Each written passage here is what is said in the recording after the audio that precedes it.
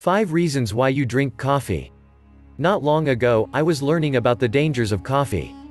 How it could raise your blood pressure, make your heart race, impair sleep, and maybe even cause cancer. Now, the World Health Organization (WHO) is taking coffee off the possible carcinogen list. And there's increasing evidence that coffee might actually be good for you. So good that doctors might begin recommending it. What's changed? It's all about the evidence. If you enjoy the video, give it a thumbs up and share it with your friends to help the channel. Don't forget to click the subscribe button below for more videos like this. Now let's continue. Here's the reasons why you drink coffee every day. Possible health benefits of coffee. Over the last several decades, coffee has been among the most heavily studied dietary components. And the news is mostly good. Moderate coffee consumption, 3 to 4 cups per day, has been linked with longer lifespan. In fact, a November 2015 study in Circulation found that coffee consumption was associated with an 8% to 15% reduction in the risk of death, with larger reductions among those with higher coffee consumption. Other studies have found that coffee drinkers may have a reduced risk of cardiovascular disease, including heart attack, heart failure, and stroke. 1. Type 2 diabetes. 2. Parkinson's disease. 3. Uterine and liver cancer. 4. Cirrhosis. 5. Gout. The reason that coffee drinking might be beneficial is unknown. One factor, of course, could be the caffeine, but that can be hard to sort out from the research because many studies do not distinguish whether the coffee is caffeinated or decaffeinated. Possible health risks of coffee. A number of studies have linked coffee consumption to health problems, including 1. Bladder and pancreatic cancer. Studies performed more than 30 years ago suggested a potential link between coffee consumption and cancers of the bladder, pancreas, and possibly others. Since then, better research has largely refuted these concerns. In fact, some of the older studies raising red flags about a cancer link have since been used as examples of fishing expeditions and weak research methodology. 2. Esophageal cancer. In its recently released report, the WHO has raised concerns that drinking coffee at temperatures higher than 149 degrees Fahrenheit may increase the risk of esophageal cancer. However, this is not unique to coffee. And drinking coffee at such high temperatures is unusual among most coffee drinkers in the US. 3. Cardiovascular disease.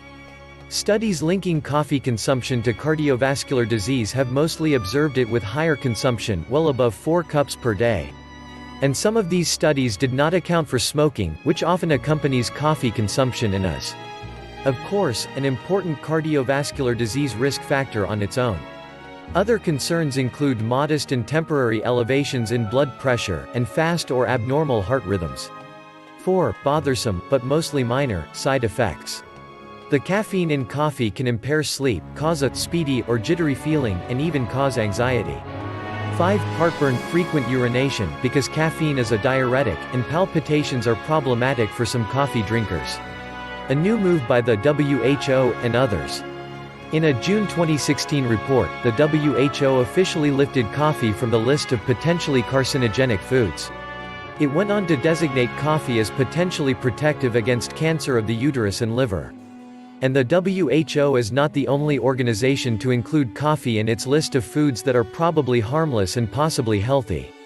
The 2015 Dietary Guidelines Advisory Committee, commissioned by the Secretaries of the U.S. Department of Health and Human Services and the U.S. Department of Agriculture, thoroughly reviewed the evidence and declared that moderate coffee consumption, 3 to 5 cups per day, can be incorporated into a healthy dietary pattern. And the World Cancer Research Fund International concluded that coffee consumption was linked with a lower risk of several types of cancer. Should you drink coffee? Considering all of this good news about coffee consumption, you might feel tempted to increase your intake or to start drinking it if you don't already. Here's my take. If you don't like coffee, there is no current recommendation to drink it anyway. However, if we can figure out why coffee might have health benefits, it's possible that a medication can be developed that provides those benefits without the side effects or taste of coffee or caffeine. Or, faced with a choice of a new medication or coffee, one might choose the latter. If you are already a coffee drinker, it should be reassuring that after decades of research, no strong link can be found between coffee intake and cancer and, to the contrary. A number of health benefits seem to accompany coffee consumption. But, I'm not sure the evidence is powerful enough to recommend an increase in your daily habit. One reason is that we don't know for sure that coffee consumption actually caused the health benefits observed in these studies. Some other, unmeasured factor could be responsible. Another reason is that the overall effect was small. And, it's worth noting that some people are quite sensitive to the side effects of coffee. Moderate your coffee intake.